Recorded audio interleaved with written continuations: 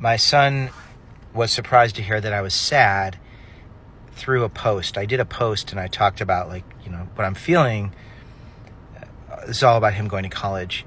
And he said, I'd rather hear you tell me this because I didn't know you were going through this. And I thought I was so emotionally evolved, and I was a little embarrassed and surprised. But then I realized I never told him that I was sad, because I try to be very stoic. I don't want to make anybody upset. And by not sharing, he didn't know, and I think that made it more difficult than sharing. And I explained to him I am sad, and I'm not sad because I'm worried or concerned.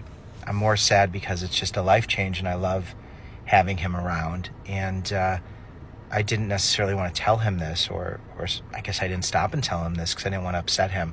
But then I realized it was more helpful to actually tell him. And I think for parents, it's really helpful to tell your kids how you're feeling. And I wanted to explain, this was not anything he was doing. This was just life. But by me acknowledging it, I think it probably made it easier for him to acknowledge it.